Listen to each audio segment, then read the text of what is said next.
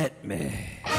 From Studio A in Arcata, behind the redwood curtain, it's time for... Succotash. Succotash Clips, the original Comedy Soundcast featuring snippets from comedy... Soundcasts. And here's your host from up the coast, practically unknown outside of comedy soundcasting, Comedy Soundcast Soundcaster, Tyson Saner.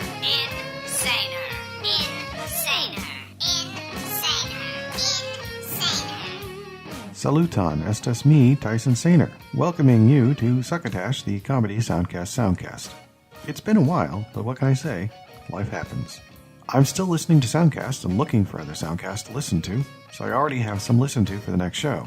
What that means, of course, is that you have a greater chance of listening to a new show 2 weeks from the release of this episode than you did before I made sure to get extra listening done. I'm really trying to keep making these for those of you who are nice enough to listen to us, and really, most sincerely, thank you for listening. This episode, I've got clips from Dylan Brody's Neighbor's Couch Revisited, Confidently Insecure with Kelsey Darragh, Nothin Burger Podcast, Giamatti, The Life Beyond Our Mildest Dreams, and All Things Comedy Live. I've also got a double dose of Raging Moderate Will Durst's Bursted Durst segments, a reading from our 100% fake sponsor but very real website, trumpoetry.com, and executive producer Marc has been gracious enough to send along another Let's Review segment for this program, and it features content from the Soundcast, Minor Adventures with Topher Grace. It's a healthily portioned show, and I can't wait to serve it to you.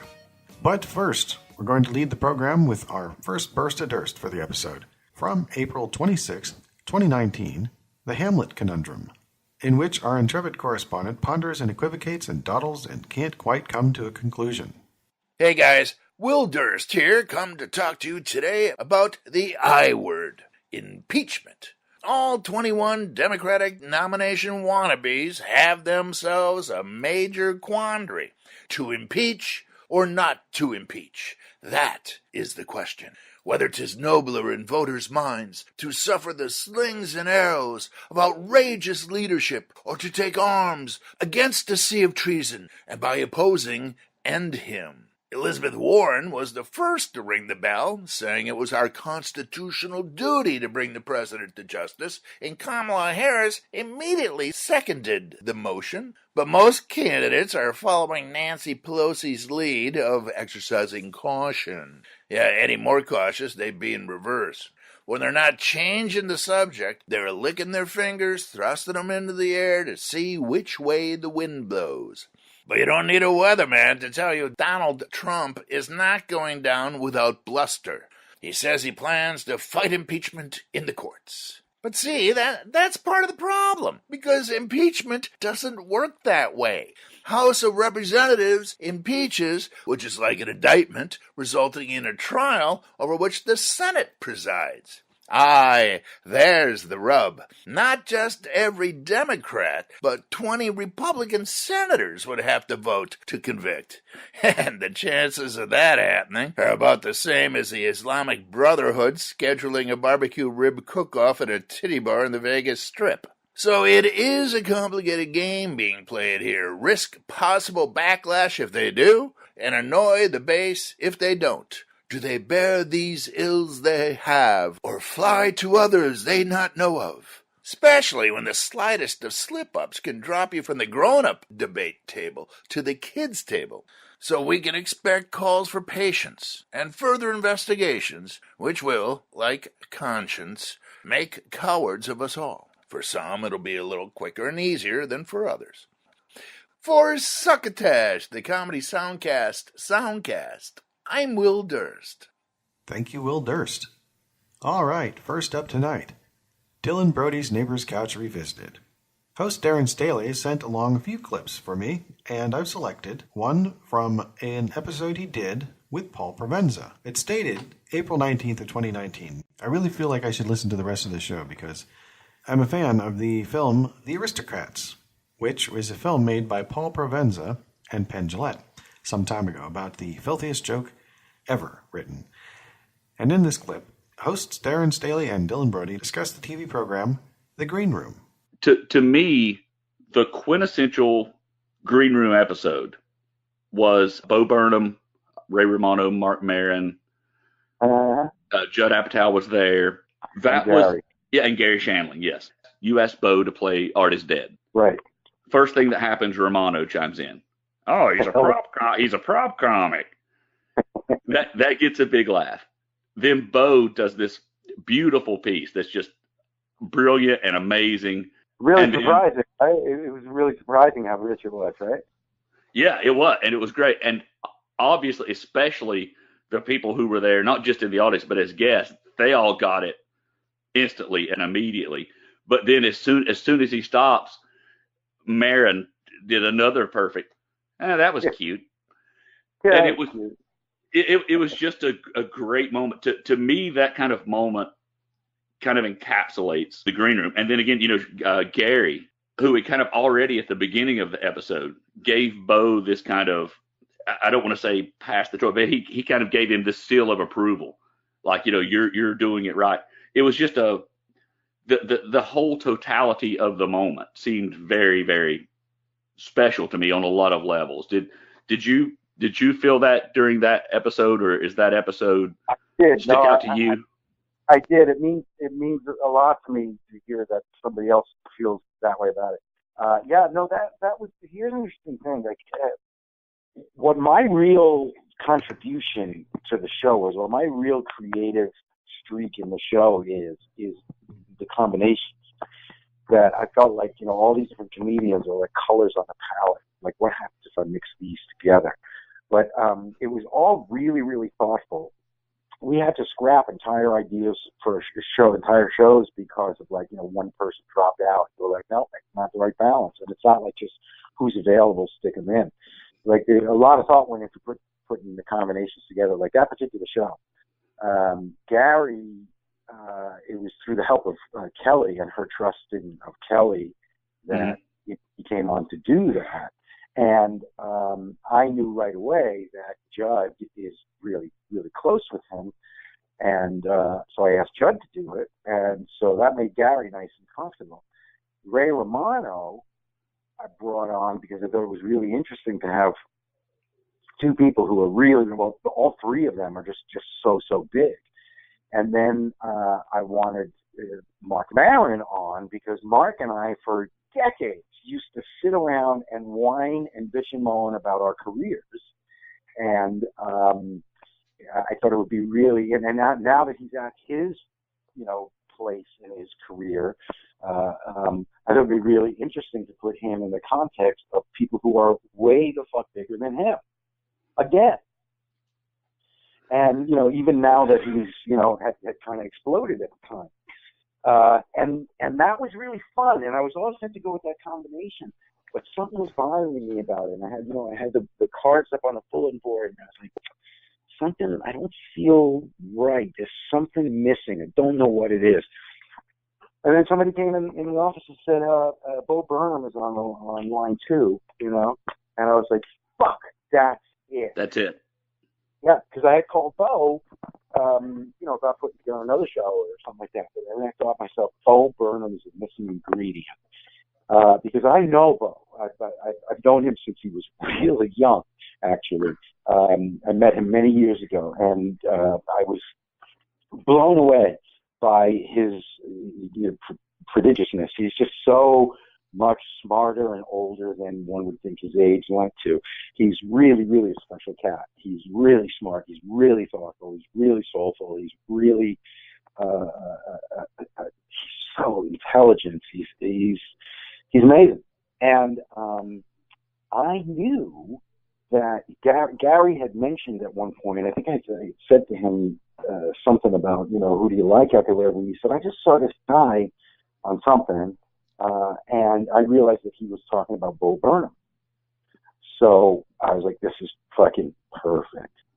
And Bo and Judd had just, they've been involved in a deal where Judd was going to produce a script that Bo had written or something, whatever. So I knew that they had a connection in a relationship.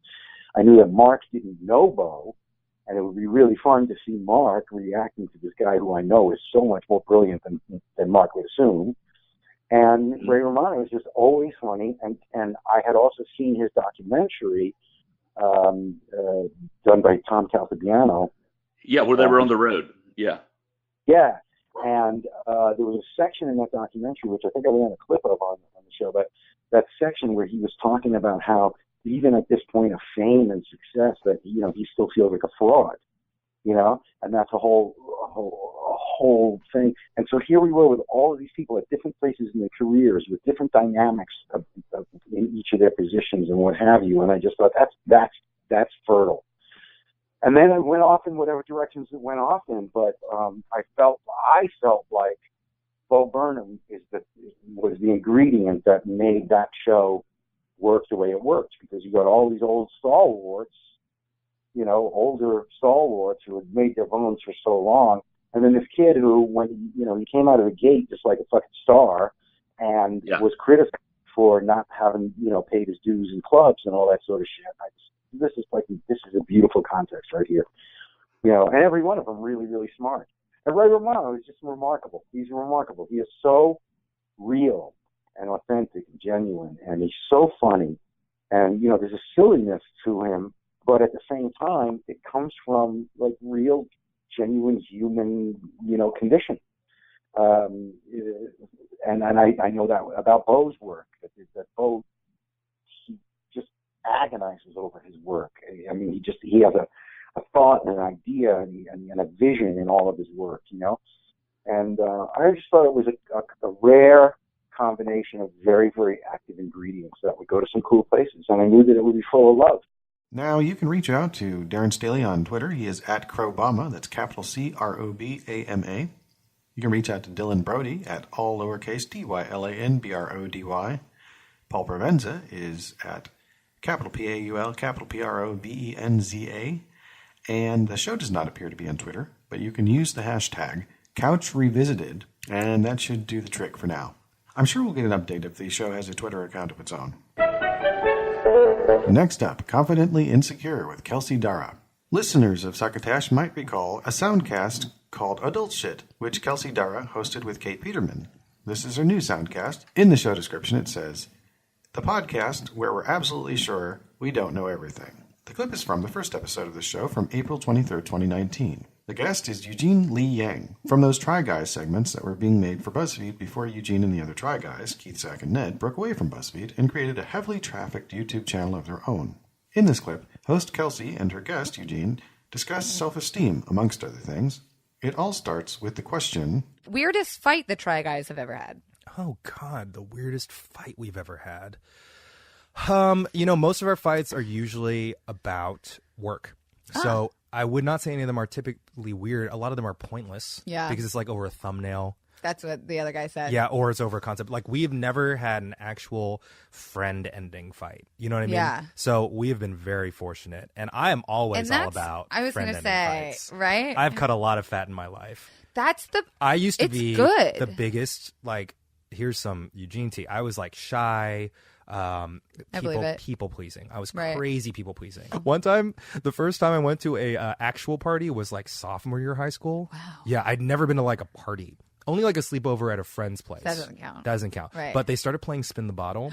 And I said, hey, I need to go to the bathroom. And I backed out and walked out the house. No! And I walked home. I was supposed to call my mom to pick me up like 2 hours later, but I walked like 3 miles home. That's your fight or flight, and you flight. I flighted. Well, that's why when you said you got anxiety, I was like, are you saying anxiety like the way people just use anxiety these days? No, I have. Because there is good anxiety, then there's like anxiety disorder. Exactly. And I don't think I have that in a sense where it's debilitating, but it is situational now. When I was younger, it was much more constant. Mm-hmm. And I think for me, a lot of it was informed by sexuality and race in my environment in Texas. Right. So thankfully for me, a lot of it was externally enforced. Right. Mm-hmm. So it was reactionary as opposed to me naturally like a survival method. Exactly. Which almost like hardens you now in a way that like if it's the opposite where it is very scarring and triggering as a child and you're not dealing with it, it tends to come out pretty traumatically as But for an adult. me, I was always told ever since I was a little kid that I was like weird or ugly. You know, it was like the classic bullying story. But for me, then I got to have the opportunity to have a point where I said, no, I'm not. Yeah. And then own that and be better. Well, and you're also hot as fuck. Like, so do you get to just like shit on me? Yeah, this is going to be an hour of me hitting on Eugene again for all You've of you already people. done this for the past 4 years, Kelsey. Sorry, not sorry, okay? I do it to you, too. You're the one whenever guy I we're have drunk. no problem justifying, okay? Well, you know, it's interesting because I think it's a double-edged sword, right? So when I was really sort of like felt bullied and was very hard on myself, that was interesting because when I got out of the small town that I grew up in, I came to LA where I thought I was going to like come out and I was going to be, you know, in the queer community and I was going to be accepted at film family, school and accepted. community. It was kind of like the same environment, but just like weirdly you went from like, and I don't mean this in the correct political term, but really it's like I went from a far right situation that was sort of incubating my problems to a far left problem, right? Where it was almost like, no, you're not different at all. You're just like me, except for like you can only hang out with us because you're hot, and like, you know, it was this thing. It was a stereotypical 4-year college, right? I immediately became the opposite of being ostracized for being Asian. I was the Asian friend for everyone. I was the quote unquote attractive Asian friend for all my gay friends. So then that made me flip from the insecure, quiet, meek kid who was trying to people please to the bitchy, closed off, another survival aggressive. tactic. Exactly. So I went from flight to fight. Wow. So then I joke about this sometimes. My drunk types that come out, like the 10 types, many of them I've tried to retire because they were way more prevalent in my early to mid 20s. And it was more acceptable. I think but now I was it's like not... fucking crazy when I got drunk. I know. Like now I'm fun crazy. Yeah, but I'm like fun crazy. You have traits that you know some shit went down with you. You know what Yeah, I mean? I would Like get I think into- a lot of people do see past you, and especially now that you've been a little bit more vocal and open about your past and your, you know, who has made you who you are today. I think people can see like, oh, it's not necessarily an act, but you are who you are because of what has happened to you. Yeah, a lot of the sort of hardness I have in Right. Try Guys, I guess, mythology is from a real place. Right. It's just exacerbated because the other guys have very little hardness to them in regards to They their... are soft pierogies. All of them. No, they're sweeties, right? Yeah. They're like little, like if you were a Halloween candy bag, they would be like all the candies and chocolates. Marshmallows, And I'd be yeah. like the one with the syringe in it. The one with the razor blade. Yeah, I'd be like the coming apple with a razor blade. Yeah. Yeah. But I think like, do you feel, because I saw a very interesting tweet yesterday that this wasn't part of this, but what you were saying reminded me that like a girl was commenting about this like white lady who was doing yoga, and instead of dumbbells, she uses wine. And her tweet was like, when are we going to stop like pushing the white girls with no other personality traits besides being an alcoholic as funny? Like alcoholism is a real issue. Why is it okay? Oh my gosh, for she was like directly attacking you. well, here's the thing is 2 years ago, I totally would have been like, fuck you. Like, you don't know how I grew up. You don't know what actually like is my struggle or whatever. But now I feel like it's not cute to be that. In the same way that I don't think you are the same way you were a lot like 2 years ago, because it's not cute to be like and mean The anymore. whoever tweeted that isn't wrong. The thing For is, sure. and No, I feel I like agree. I haven't had to clarify it yet explicitly, because I've seen comments come up because I have a lot of videos where I'm proudly drinking or, you know, very truthfully saying I handle liquor way better than the other guys. Right. For me to joke about it is because personally I come from a family that has a history of alcoholism, and I personally went through phases where I had really bad problems with alcohol. So to joke about it now for me is very natural. Same. But for an audience member who doesn't know that history, I can see how it's like glorifying it. Exactly. And people are like, so I understand that, and I need to be a little more judicious with the way I speak about it. But I think that's also the way, I don't think it's necessarily you or me. I think it's the way that young people are now becoming, sure, they are sensitive, but I do think they are the most intelligent, like behind us. Totally. Thank God they're taking over. But I think they're not afraid to call us out on shit that we already know is kind of gross. Like, I mean, I have to say one thing, though, is that you kind of have to give white ladies one thing, right? Y'all don't have much to claim. No, we have nothing. We're so bland. I'm going to tell you right now, the older white women, especially, who do drink wine a lot, drink wine more than I drink anything. You can reach out to the show on Twitter at ConfidentlyPod, that is ConfidentlyPod. You can reach Kelsey Darragh at KelseyDarragh. Eugene Lee Yang can be reached at capital EUGENE, capital LEE, capital YANG. And if you're so inclined, you can reach the Try Guys on Twitter at TRYGUYS. And confidently and secure, the show can be listened to on Podtail, Spotify, Player FM, Audio Boom, SoundCloud, and of course Apple Podcasts.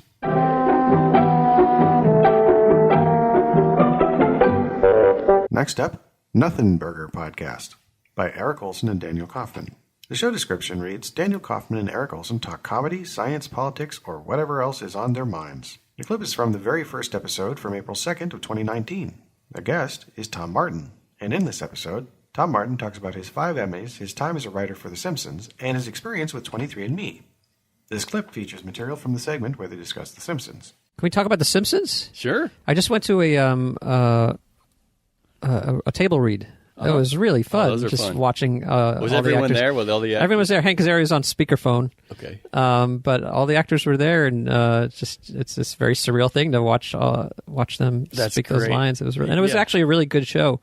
You were there. Like, would that be the golden age? 10, 11, 12? Yeah, I think it was. A lot of people thought it was the end of the show because they thought like, the good years were season, 2, 3, 4, 5, or whatever they thought it was. But ever since the first couple seasons, they've been saying, "Oh, this is it. Oh man, it sucks." Yeah. And then in retrospect, they go back and think, "Oh, those years were pretty good." Season 10, 11, and 12 were going to be the last years. Oh wow! And then they just kept renewing it for 3 more years and 3 more years. So you felt like when you were writing that you were kind of bringing it in for a landing?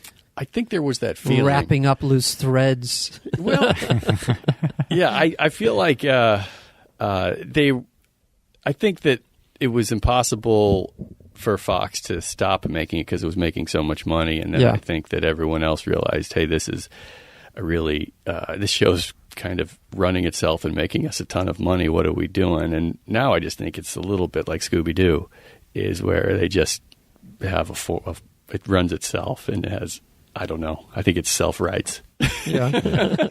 No, there's a lot of great writers on there. There's great writers. Oh, man, you just started some fights. But I don't know, man. I think that sometimes it's better to end things than just keep them going. I mean, it's hard to believe that at one time how outrageous they were considered and the show was. I mean, it was what South Park eventually became. And now it's more like, I feel like the Muppets or something like that. Yeah. Right. Well, and then it also, I feel like maybe some of the producers over there haven't really kept up with the times. I feel like society is moving past The Simpsons. I think that's accurate. I think that, and these are my friends too, and I think that they might not even disagree. The trouble is the business changed so much that all of these great writers and close friends over there, why would they leave the best gig in TV? Sure. It's tough out there.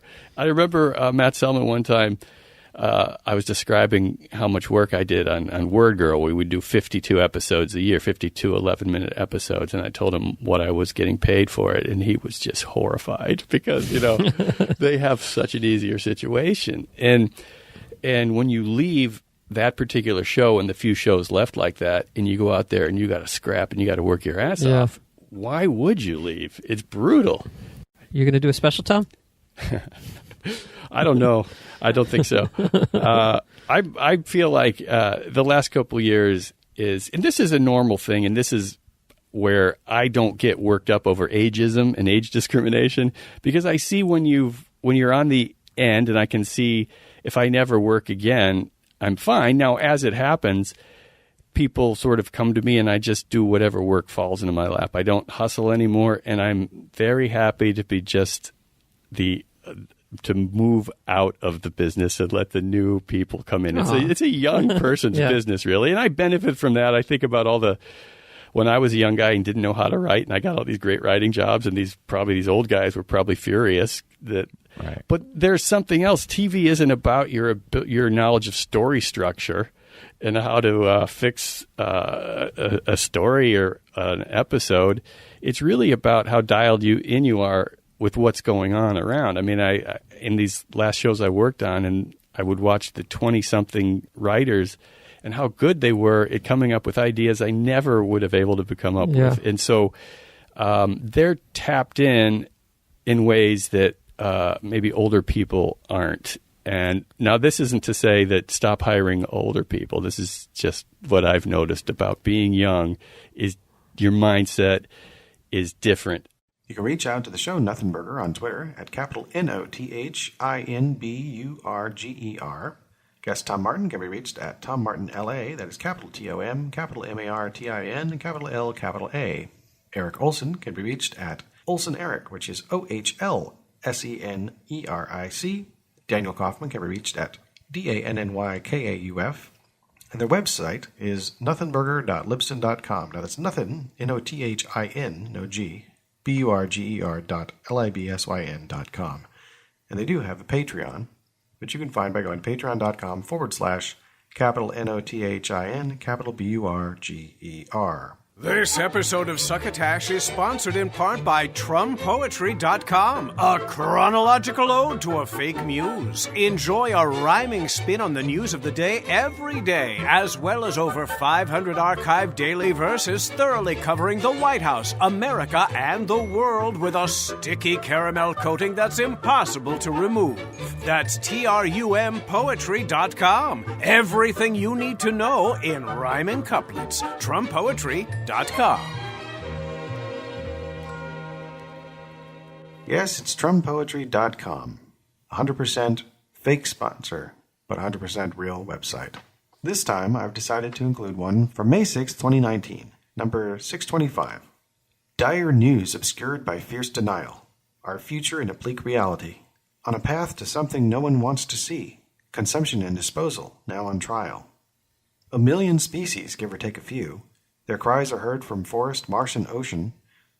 But still this grip upon a toxic potion shows clear how very little one can do. A fragile web in which all are connected, frayed to a point that's almost beyond mending. We act as if this party's never ending, while history tells us this is what's expected. Our business model praises growth unending, the price, our children's future that we're spending. And then from a little later in May 28th, 2019, number 603. This weekend, Trump went to Japan. Cheeseburgers and golf for our man. He watched sumo stars, spoke about trips to Mars. If he's going, that sounds like a plan. Right? Right.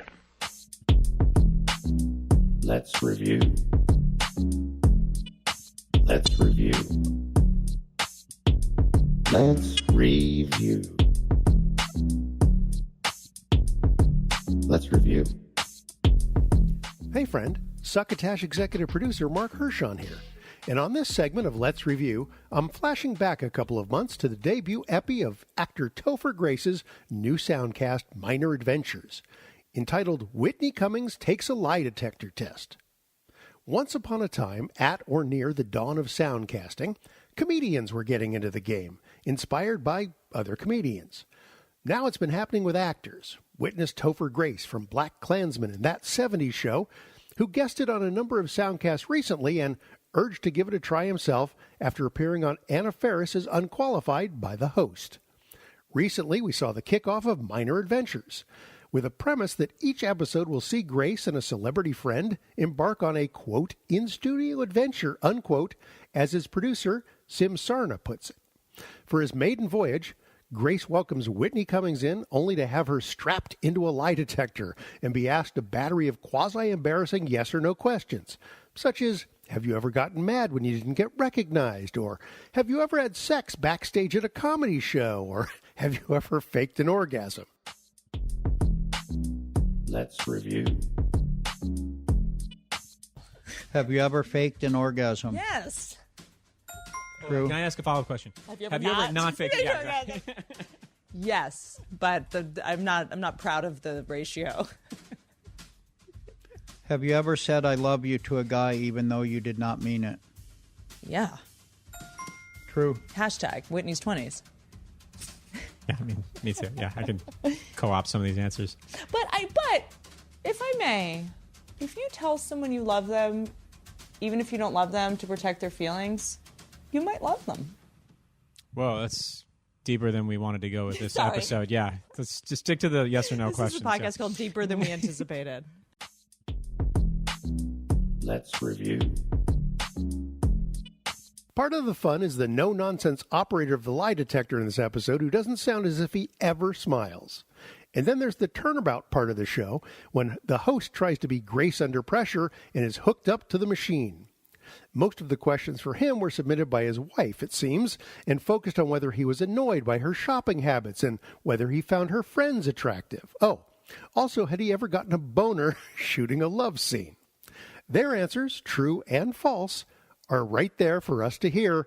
That's on the debut episode of Topher Grace's new soundcast, Minor Adventures. You can find it available anywhere fine soundcasts are streamed and or downloaded, including iTunes, Spotify, and the Laughable app. Let's review. Next up, this is the same word 3 times with an exclamation point at the end. So that's Giamatti, Giamatti, Giamatti with Sam and Dan by Dan Brenneman and Sam Calderon. Its show description reads, dedicated to the academic discussion of the acclaimed actor Paul Giamatti. Every week we move through a new piece in the Paul canon. Blessed be the Giamatti, praise be. I really enjoy the idea of this soundcast as it gives me the opportunity to look forward to certain episodes. They've already got quite a few out, and I'm definitely interested to hear what they dive into on movies like American Splendor, or even ones where he's only a featured player rather than the focus, like John Dies at the End, or Private Parts, which I believe they've probably already done. Anyway, this clip is from their second episode, titled His Earliest Cameos, posted July 19th, 2018. And in the description it says, we discuss Paul's earliest cameos, including his debut role as a debatably mentally handicapped stable boy. We also learned some sexy tips from the murder man in the movie Past Midnight. In this clip, we scrape the surface of their bigger discussion on the experience that was attempting to watch a film called She'll Take Romance, whose cast included none other than the titular Paul Giamatti. You know, if I say the titular Paul Giamatti, it makes it sound like that because the title is actually She'll Take Romance, but I meant the title of the soundcast, in case you were wondering. Anyway. We'll start first.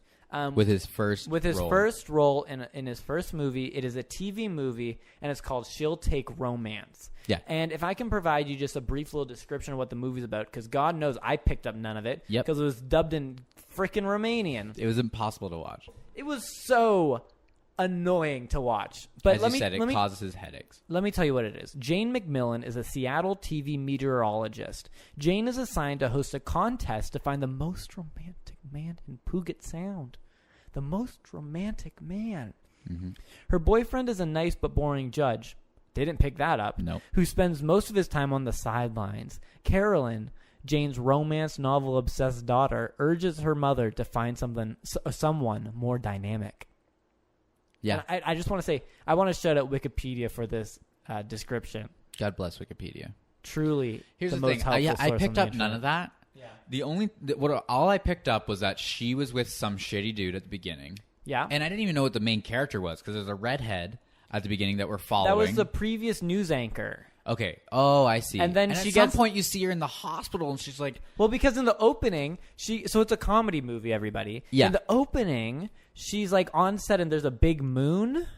And she falls backwards and gets knocked out because the moon hits her in the head. And she's like, oh my God. I and was then looking at my phone during Actually, I have a sound clip that actually.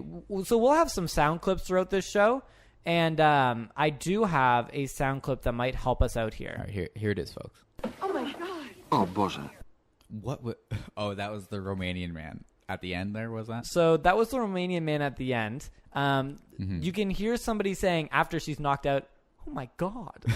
And then the Romanian man, which I thought was really cool, tells you how to say it in Romanian. I know. Oh my God. Oh, Boże. Oh, Boże. Oh, Boże. Oh, Boże. Oh my God. Oh, Boże. Yeah, I liked it a lot. He had a nice voice. I did enjoy his voice, actually. Like, if it wasn't dubbed over the English, I would have enjoyed it. Here's what I don't understand, though. Because most movies, like I was in Spain, I watched a lot of dubbed movies in Spanish. And usually, there's different voice actors who do the different parts. Okay? But this man is reading everybody's lines, and he's not even changing his inflection one bit. Once. He's just like, oh, barbershop. Like it's not monotone, but that's exactly kind of what it was. But the thing is, he didn't change it whatsoever. We're like, why? You thought, I don't know. I don't think that man had a female voice in him. Definitely not. I don't know how he got the gig. Imagine how much funnier it would be if he had a female voice. Also, we need to talk about right off the top. Yeah. The first, what should we name him? Bjork? Well, actually, funny you said that. All the music in the movie was done by Yanni. Who's that? Do you not know who Yanni is? I actually don't. Yanni, Yanni? No. I think he or she is a famous musician who I recognize the name of, but don't know any more details. But legitimately did the music. There was a title card that said "Music by Yanni," and hilarious. Yanni's like a famous. Yanni. Yanni's another name for a vagina. Really? Yeah, it's a yoga term. He's a Greek. I don't know where it came from. He's a Greek composer. Yannis Chrysomalis is known professionally as Yanni, is a Greek composer, keyboardist, pianist, and music producer. Good for him. Well, I'm glad he got this gig. He did. Okay. I didn't hear him because a Romanian man was droning over the top of it. That's fair. But anyways, yeah, the first thing that he said, the only English that he speaks. Yeah. You got it ready? I have it right here. Ready? Yep. Okay. Yeah, I love this part. Can you hear it? No. Oh, it's muted. Guys, the sound clips will get better as we go. Yeah, don't worry. Shut up! The sound clip's about to play. Linda Evans w filmie Romantyczna historia. Linda Evans. As soon as that came on, I died. Because it's the first thing he says. And it's the Linda Evans. It starts with a nice wide shot of Puget Sound. I'm not sure. Puget Sound. Puget Sound. It's a nice wide shot of Puget Sound. Yeah. From the water. Nice perspective. And then Linda Evans' name just like scrolls across the screen, and we have Bjork come in, and he said, Linda Evans. And oh my God, I died. I Linda couldn't handle Evans. it. And then I'm just waiting for him to say more names, and he just doesn't. No, he doesn't. It's really disappointing. And you think at that point in the movie because when you're watching showing names too. Yes, and you think at this point in the movie you're like, that line was hilarious. This movie's gonna be so much fun to hear in Romanian. Yeah. And it's a goddamn nightmare. It's absolutely an hour and a half of a man just yelling over English in a monotone voice, whatever. At some points, I started to doubt it wasn't just somebody, like a man talking in the background while the VHS was recording on the TV. And it was just somehow dubbed over like that. It was really good sound quality, though. That's the thing. I did come around. There are occasions, like with the "Oh my God." Oh my God. Oh, Boże. Oh, Boże. Or Boże. That, it becomes obvious that he is translating it. But for so much of it, it just sounds like someone yelling in your face, and it's just headache-inducing nonsense. If you like the show, you can reach out to them on Twitter and Instagram under the same handle, which is Giamatti Podcast, and that is GIAMATTIPODCAST. Dan Brenneman can be reached at Daniel Brenneman, which is DANIELBRENNEMAN. Sam Calderon does not appear to be on Twitter. And Paul Giamatti might be able to be reached at the Paul Giamatti. It is capital THE, capital PAUL, capital GIMATTI. Now, this account was established in 2013, and as of May 25th, 2019, has not tweeted. And,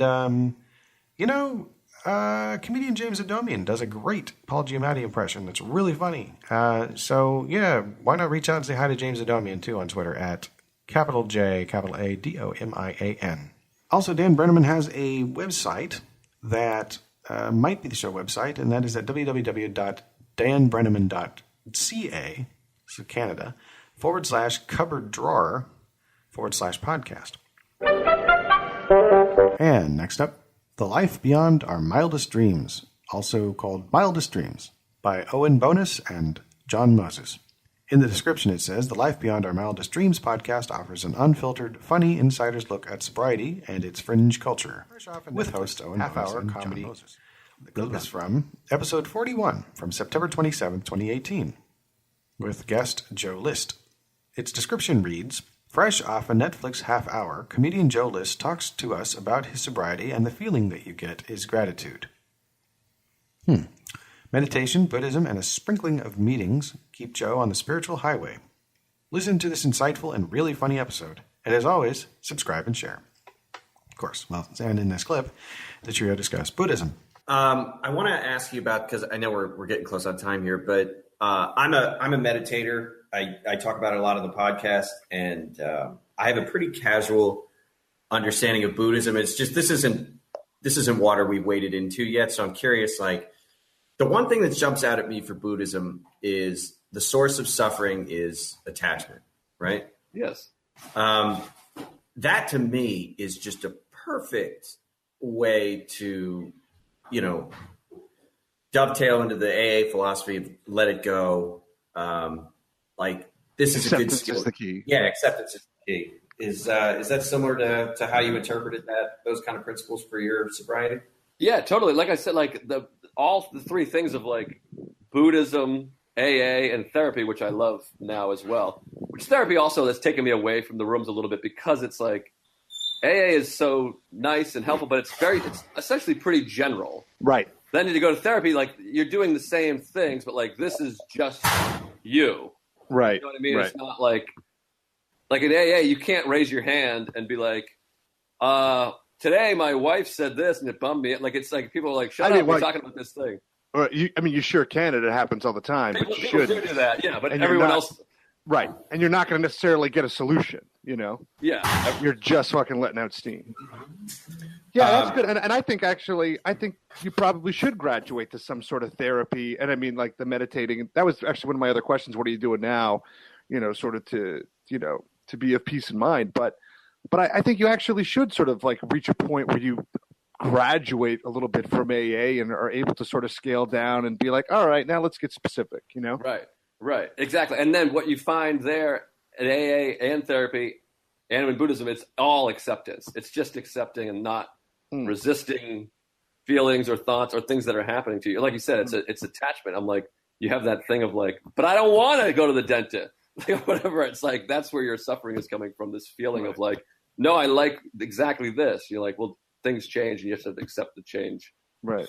The other thing with, and I do want you to talk about your meditation practice, because I'm intrigued by it. As you start to, and I'm by no means, a master at this, but as you start to meditate, you learn the nature of like what you're thinking about. So like right now I'm thinking about how I'm going to put this question to you, but that thought is going to disappear in 10 seconds because that's what they do.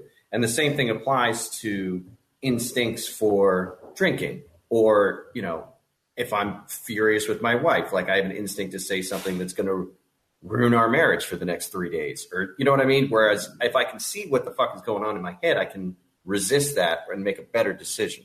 Yeah, totally. Recognizing my meditation I'm doing now is with Tara Brach, who's great, Brach. She has a podcast and she does like these kind of TED Talks about Buddhism and what such. And then she has like guided meditation she'll do like once a week. And I'll just go through and listen to those. And then once you have like those kind of skills, you understand how to do it on your own. But a lot of it is just slowing down your mind and recognizing your thoughts. And then she has this thing called RAIN, she calls it, which is like recognize, allow, investigate, nourish. So it's like you kind of have a feeling or a thought, and then you're like recognize like, oh, I'm angry or I'm bitter or I'm jealous, whatever it is. And then you allow that. You don't try to resist it or fight it. You're like, that's what I'm feeling right now. And you're supposed to feel these things. You're supposed to feel sad or mad. These are the normal things. You're a human being. And then there's the investigative, like, okay, why am I feeling this way? And then the nourishment is like, okay, I feel that way because of this, but you're actually doing fine. You're not actually a piece of shit or whatever it is. Right. And so like those things are really helpful. And I'll just sit. It's just good to sit with your, breath. A lot of it's breath oriented because it kind of anchors you to like, I'm alive. And then she always talks about feeling your aliveness. Like you can actually, we're all alive. You can feel it like in your body. If you just take the time to do it, you're breathing and like there's stuff in motion inside of your fucking body. And it's so nice. Does she have an app or anything? I know there's is it YouTube? It's TaraBrach.com, or she has like, if you go to the podcast app, it's in podcast form. You just go to Tara Brach. I think it might just be called Tara Brach. She's got a bunch of books too. And then Thich Nhat Hanh. Jack Kornfield is another great guy too. He's like an American Buddhist. He's got a bunch of books, but I always have one of them on me at some point at all times in my bag, and I'll just read a few excerpts, and that really helps as well. And I think Jack Kornfield and Tara Brach are both sober also. And I sort of get that implication. They kind of allude to these things. You know what? I've been doing Headspace, and Headspace is a good one. That's a good one. 10%, yeah, it is, but I feel like I've been doing it for a long time, and I just feel like I could use a little variety. So maybe I'll check out this Brach chick. The show can be reached on Twitter at Mildest Dream. That is MILDESTDREAM. Joe List can be reached at capital JOE, capital LIST, capital COMEDY. Owen Bonus can be reached at OB Comedy. That is OBCOMEDY. And John Moses can be reached at capital JOHN, capital MOSES. The website is www.mildestdreams.com. And you can also go to Podbean, Life Beyond Our Mildest Dreams, all one word in lowercase, .podbean.com.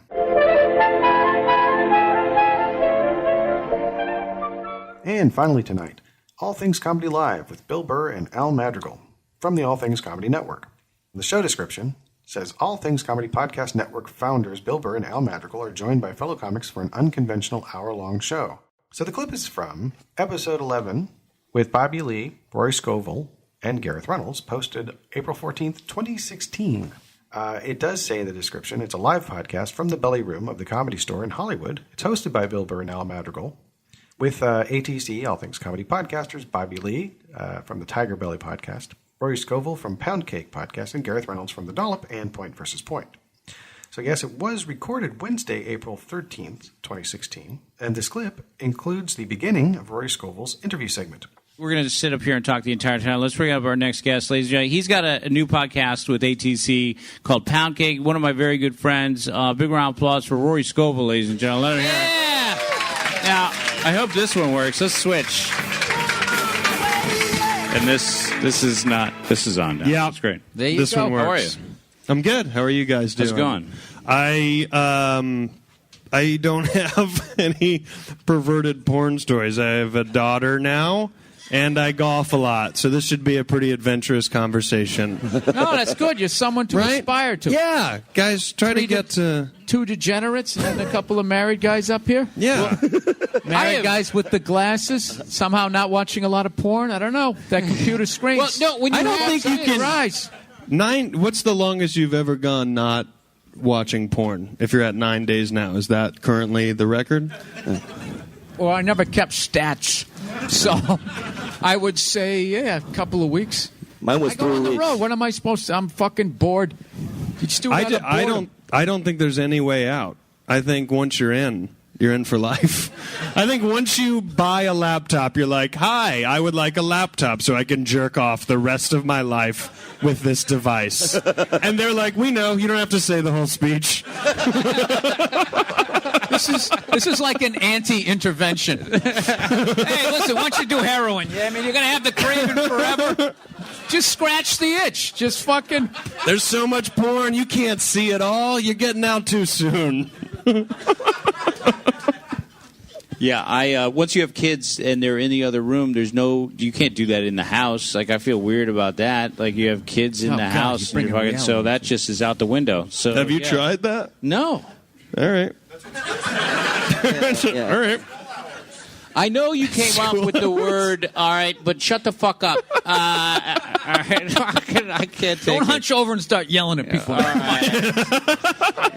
So the guy, Al, is it worth it having children? Is it worth it? Oh, yeah. But what is it? What's the magic? Well, so I really do. When I came home for the 30 minutes that I was home, my kids were really upset. They were trying to crack open a coconut. It was fucking hilarious. I gotta. You know the thing we all picture Al's family to be doing.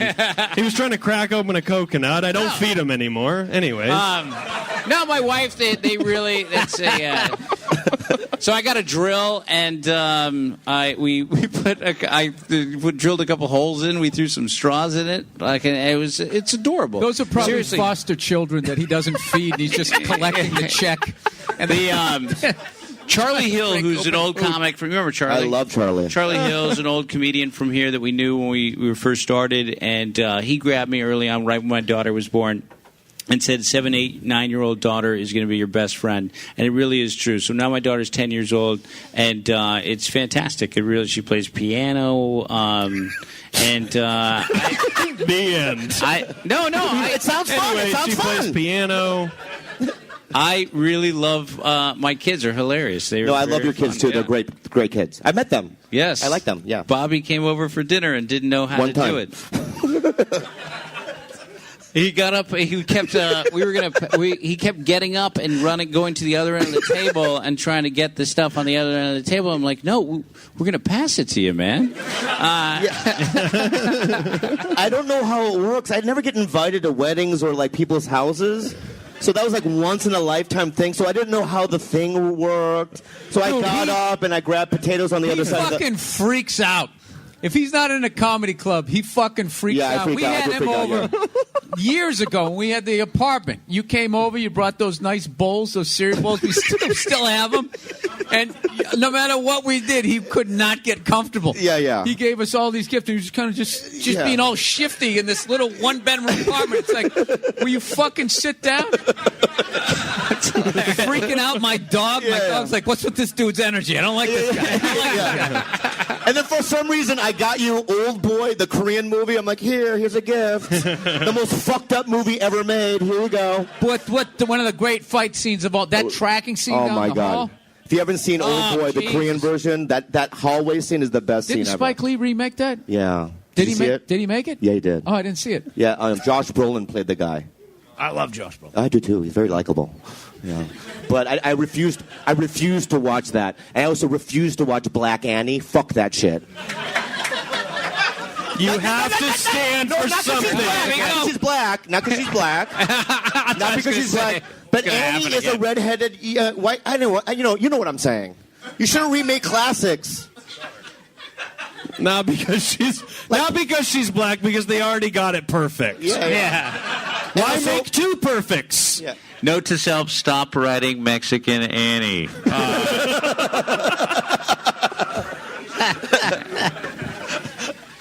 You can reach All Things Comedy on Twitter at All Things Comedy, ALLTHINGSCOMEDY. Bill Burr can be reached at BILLBURR on Twitter. Al Madrigal at ALMADRIGAL.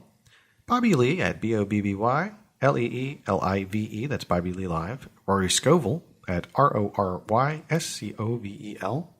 And Gareth Reynolds at Reynolds Gareth, REYNOLDS GARETH. And the website is allthingscomedy.com.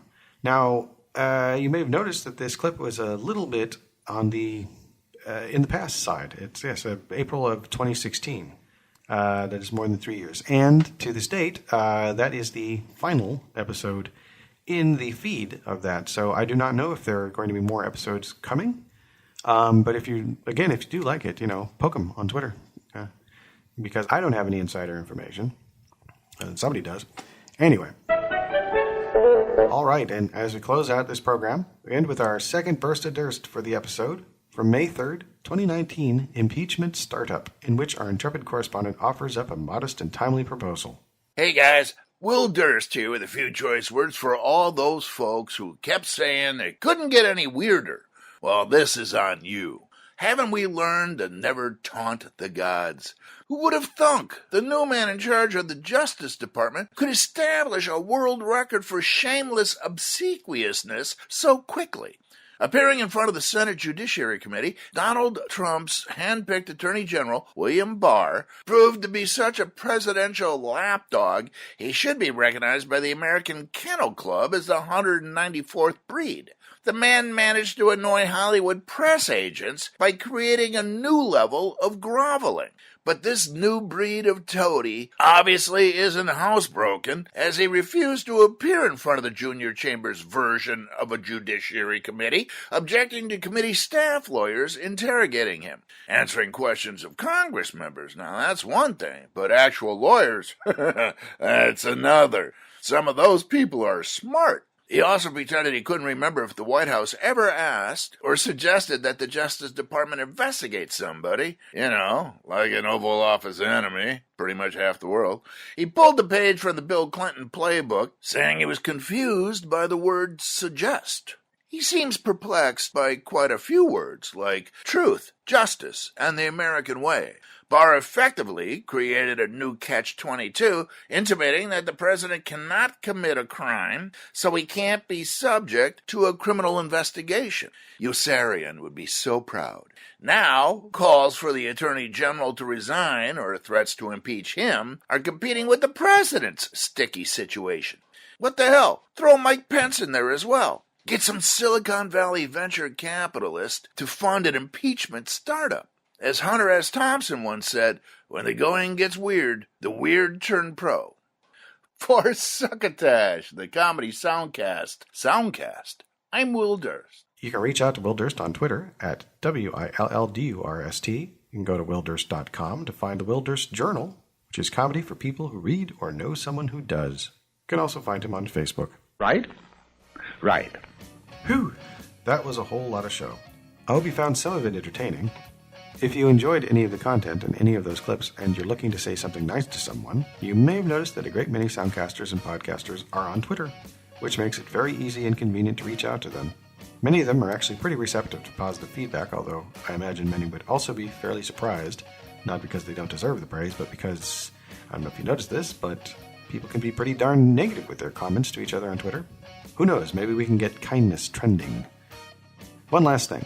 If you do reach out to any of the folks featured here on Twitter, why not tell them you heard them on Succotash, the Comedy Soundcast Soundcast? If you'd like to include the show's Twitter handle so we know that you've tweeted at them, it's at Succotash Show. That's SUCCOTASHSHOW. And please, be sure to use the hashtag #PassTheSuccotash, because hashtags are fun to use. So, for Succotash, the Comedy Soundcast Soundcast, I've been your host, Tyson Saner. I'm signing off, and once again, gently imploring you to please pass the Succotash. You've been listening to Succotash Clips, the Comedy Soundcast Soundcast with your host, Tyson Saner. Brought to you by Henderson's Pants and Imagine Your Company's name right here. Find us on the web at succotashshow.com, on iTunes, on Stitcher Smart Radio, on SoundCloud, on YouTube, on Dunder, on Blitzen, on iHeartRadio, and on a laughable app. You can hear us streaming and like us on Facebook. Follow us on Twitter at Succotash Show. Email us at TysonSaner@succotashshow.com. Or call into the Succotash hotline at our toll call number, 818-921-7212. That number again is 818-921-7212. You can also upload clips from your favorite comedy soundcasts directly to us by using our direct upload link at hightail.com/u/Succotash. Production of Succotash is overseen by Joe Paulino through the auspices of Studio P Sausalito, hosted by Tyson Saner. Our executive producer is Marc Hershon. Our musical director is Scott Carvey. Our booth assistant is Kenny Durges. Until next time, I'm your loyal booth announcer, Bill Haywatt, reminding you to please pass the Succotash. Goodbye.